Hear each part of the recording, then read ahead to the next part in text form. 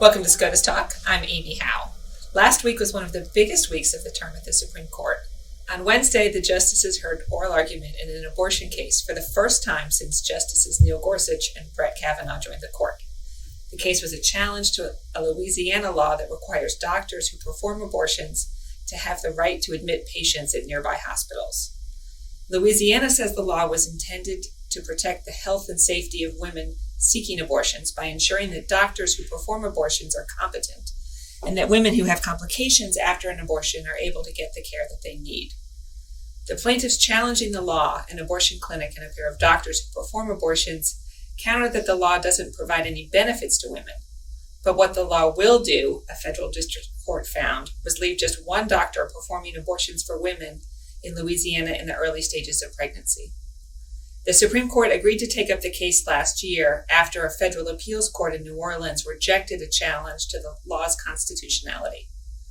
Joining me to discuss last week's oral arguments is Marcia Coyle of the National Law Journal. Welcome, Marcia. Glad to be with you, Amy. So lawyer Julie Rickleman argued on behalf of the challengers. Mr. Chief Justice, and may it please the court, this case is about respect for the court's precedent. Marcia, what did Julie Rickleman mean? Amy, it was really a very straightforward description of the heart of the clinic's case. Rickleman was telling the justices that in 2016, a 5-3 majority of the Supreme Court struck down a Texas law that also had the 30-mile hospital admitting privileges requirement. And it did so because it found that that requirement had no medical benefit at all and would unduly burdened a woman's access to abortion.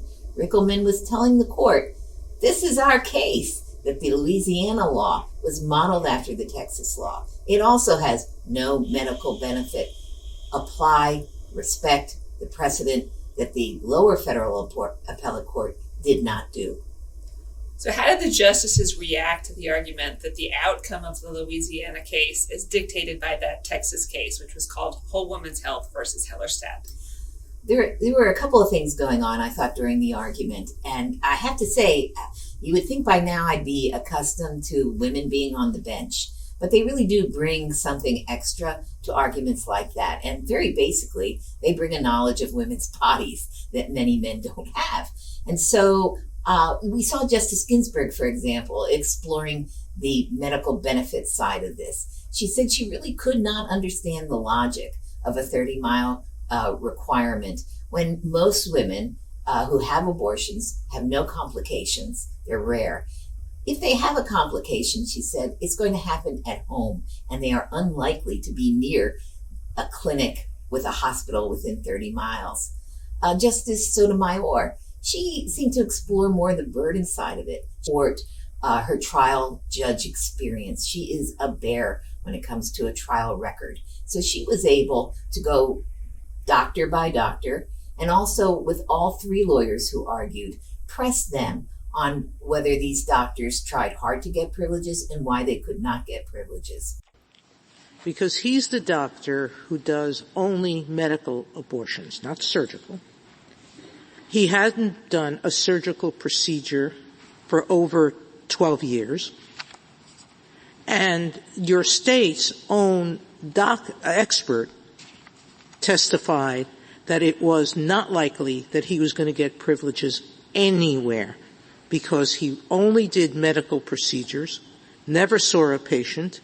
In virtually all of the hospitals, if not all of them, even if there wasn't, like in Tulane, even if there wasn't a minimum number of patients that had to be admitted before you got privileges, you had to see a certain number of patients in the hospital per year to maintain your privileges. And he couldn't meet that requirement. Why does that issue matter, at least to some of the justices?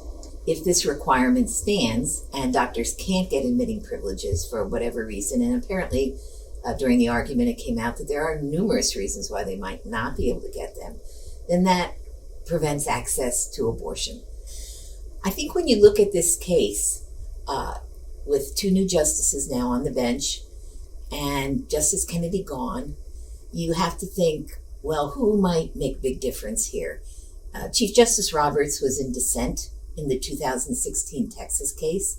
So a lot of eyes were focused on him, and a lot of eyes were focused on Justice Kavanaugh. The Chief Justice really was probing how that 2016 decision that they made, how strong a precedent is it? Counsel, do you agree that the inquiry under Hellerstedt is a factual one that has to proceed state by state? Your Honor, I think that facts may vary, but what we know is that the district court held a trial here and found that there were no material differences between this case. No, I know, but if the issue, the statutes are on the books in other states, and if the issues are raised there, is the same inquiry required in each case? You have to have the district court examine the availability of specific clinics and the admitting privileged doctors so that the litigation the results could be different in different states. And he was asking all of the lawyers, basically a variation of the same question.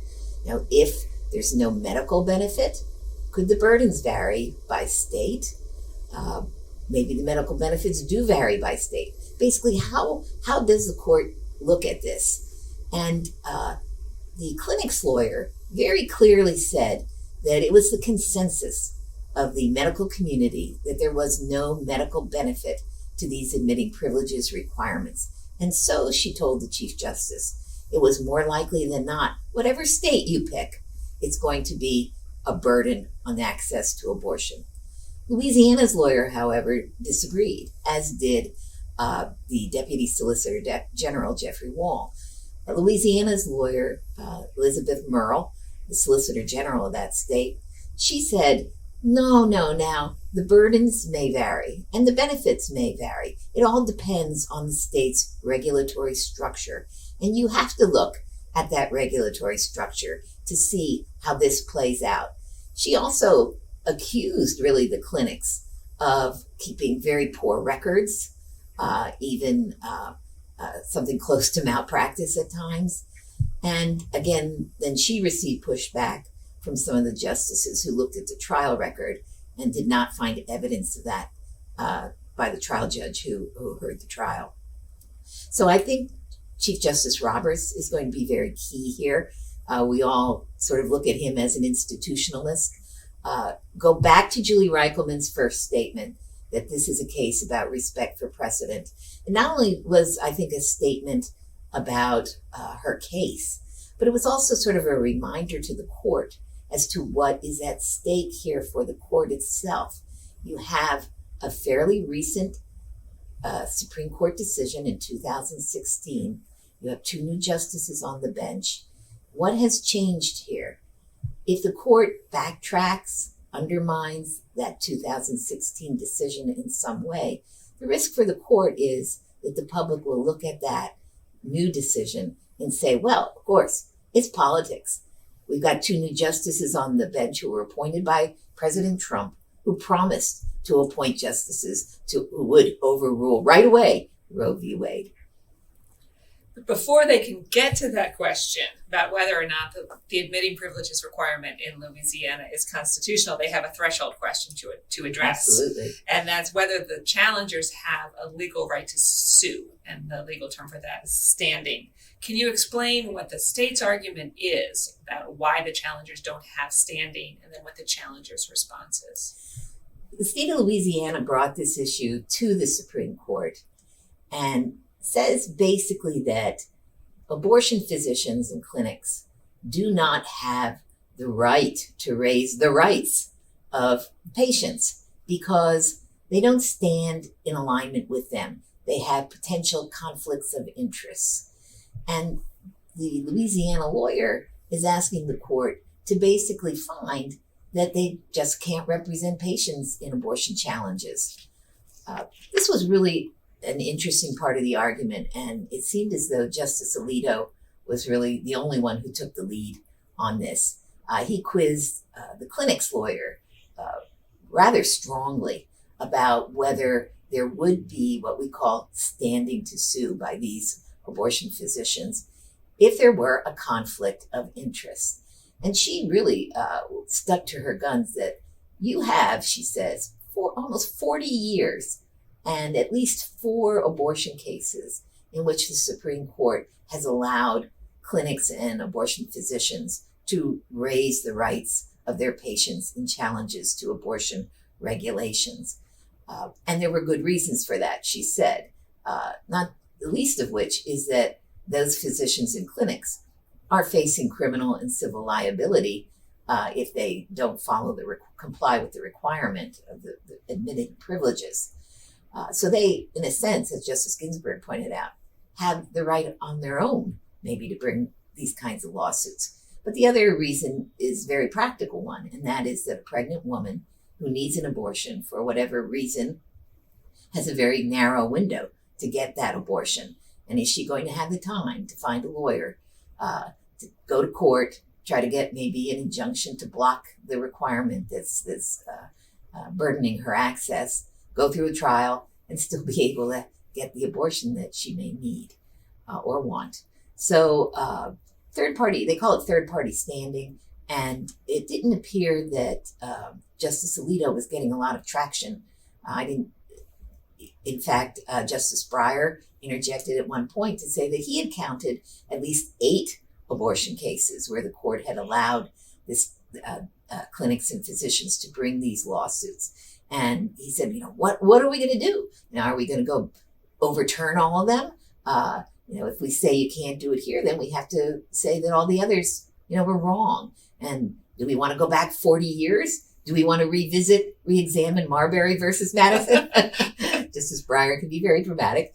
And so the Deputy Solicitor General, Jeff Wall, he responded, I think, a little more clearly for Louisiana on this issue, in which he said, look, you've never had a case in which there was a conflict between the doctors and the patients. Well, what kind of conflict, he was asked? Well, doctors have an interest in not being regulated. Patients have an interest in getting good health care. So that's the conflict. But Justice Ginsburg then came back and asked the clinic's lawyer, is there any kind of a conflict like that in this case? And she argued, no, there wasn't, none at all. So that's very much a threshold question. But like I said, the only other person who I think might be open to that would be Justice Thomas, who in the Texas decision in 2016 wrote a dissenting opinion that focused solely on that issue, saying that the court appeared to have favored rights and abortion was one of them, and that he felt there was no grounding in the Constitution or text structure, whatever, that would allow this kind of standing by abortion physicians and clinics. Going into the oral argument, I thought maybe that this might have been, the standing argument might have been a way for the justices to sort of dodge the thorny issue about whether or not the Louisiana law was constitutional. And to be sure, the standing question would itself be fairly significant. But as you say, coming out of it, it certainly didn't seem, at least after the oral argument, as if there were 5 votes to say that the challengers do not have standing. It certainly would be a way for the court to get rid of abortion cases if it was right. inclined to do so. But I think you're absolutely right. And then again, you never know what goes on behind the closed conference door. That is certainly the case. The Louisiana abortion case wasn't the only big case last week. On Tuesday, the justices heard oral argument in a case called SELA Law versus Consumer Financial Protection Bureau. The case is a challenge to the constitutionality of the CFPB's leadership structure. The Bureau is headed by one director who was appointed by the president and confirmed by the Senate to serve a 5-year term. Once in office, the director can only be removed by the president for inefficiency, neglect of duty, or malfeasance. This is a somewhat unusual case because the CFPB is arguing before the Supreme Court that the CFPB structure is unconstitutional.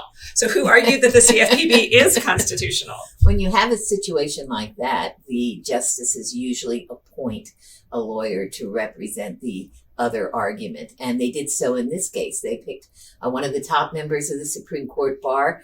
And it was sort of an unusual choice because I think you would have seen Paul Clement, who is a partner in Kirkland and Ellis and a former Bush George W. Bush Solicitor General probably would have been more at home on the other side. Sure. But he did take on the appointment that the court asked of him, and he argued about the constitutionality of the what they call for-cause removal restriction on the president and for the CFPB director. So can you briefly summarize, what are the main arguments on each side of the case for and against the constitutionality of the CFPB? Well, Selah Law is a law firm, and among its services, it does debt collection.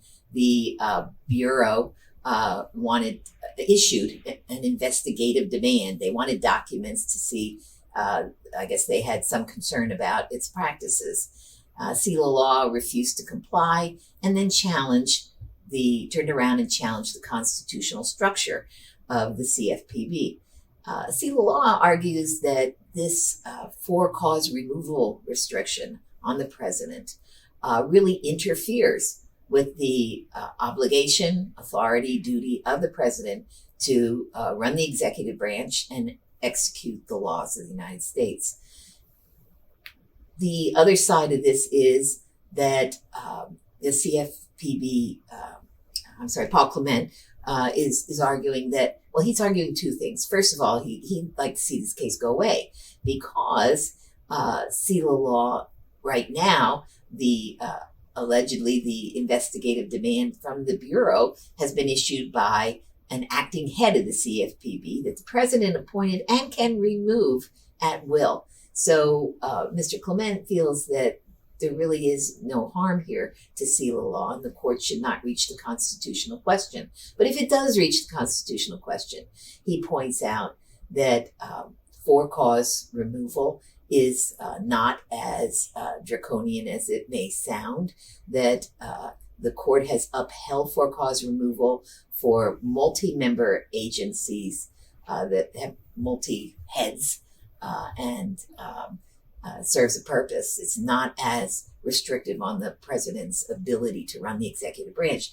Congress wanted an independent bureau here, and it didn't want to give it all, total independence, but it wanted it to be free of influence from outside influence, banks and others. It regulates it regulates overseas financial markets. So this was Congress's determination that this was a moderate restriction.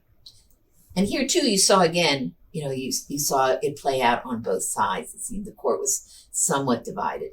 You see Justice Ginsburg, who actually called it a very moderate restriction on the president and prevented him from removing somebody on a whim, as well as, she said, protecting consumers, which she said was the whole purpose of the creation of the Bureau and what Congress intended. On the other hand, you saw Justice Kavanaugh concerned about how this works in practice, that you could have the head of the CFPB being carried over into a new presidential term and working with a president who has a totally different concept of how consumer protection should evolve and develop in this country. And then that president could be hamstrung in terms of getting his or her policies carried out for maybe 1, 2, even 3 years of his first or her first term. So there was this divide. You could see on the court that they were struggling with that, and as well as just as the Chief Justice explored a bit, how big of a restraint is it really on the president to have for-cause removal? Now, what is the meaning of that? Is it a real tough standard that he can't or she can't meet? Or can we write something that interprets it as a lesser standard?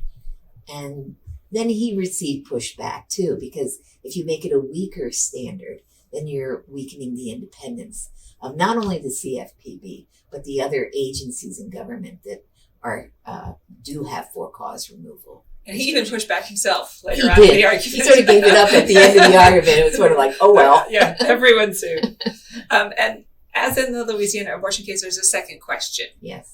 The Selah Law and the CFPB agree that the structure is unconstitutional, but they don't agree on what should happen if the court concludes that the structure is unconstitutional. They don't agree on the remedy. Can you explain a little bit about that? The CFPB was created as part of the Dodd-Frank Wall Street Financial Reform Act. And that act has what we call a severability clause, which basically says if there's a provision in this law that's unconstitutional, you can cut it out. And the rest of the act will stand and operate. We're all about to be very familiar with severability. Yes, we are. In the Affordable Care Act context. Yes, exactly. So the seal of law looks at that severability clause. Pretty much, I think Canon Shanmugam called it a presumption of severability, that it's not binding on you. It sort of informs your discussion of whether it's the proper remedy. And he thinks it is not the proper remedy, that the title that creates the CFPB should fall if the structure is unconstitutional. Whereas the Solicitor General of the United States, Noel Francisco, says, no. This clause is unambiguous. It is clear. And so does Paul Clement say this as well, that if, the presumption of severability, that was the old days, how you used to look at severability clause. The new days, we look at the text. The text, we're all textualists now. In fact, even Justice Kavanaugh said it was the old days. What about the text? And so Francisco did find that was the way to go. The text is unambiguous. You sever it. End of story. How big are the stakes in this case? I think they're quite large because they reach beyond the CFPB to the other agencies that do have for-cause removal restrictions on them. But I think they're also, the stakes are high for Congress. If Congress wants to create agencies that have a certain amount of independence and insulation from outside influence, how does it do it? And doesn't it have a right to do it? Justice Kagan came back to that during the argument in which she said, look, these are difficult decisions. And really, shouldn't we just, I don't know what's the right decision here. Who should have how much power or not enough power. So shouldn't we leave it to the branches that are supposed to work this out? And so I think judicial modesty. Yes, definitely. Versus faux judicial modesty. It depends on your perspective, exactly. Right? So I think the stakes are high for Congress too, which is trying, at least recently, it seems to reassert its authority and interest in these issues. We saw the General Counsel of the House argue during the CFPB argument. He had very little time, but the fact that he was just there was, I think, an attempt to show the court that Congress cares and, don't forget about us. All right. Well, we won't forget about these cases. Marcia Coyle, thanks very much. Oh, my pleasure, Amy. That's another episode of SCOTUStalk. Thanks for joining us. Thanks to Case Text, our sponsor, and thanks to our production team, Katie Bart, Cal Goldie, and Edith Roberts.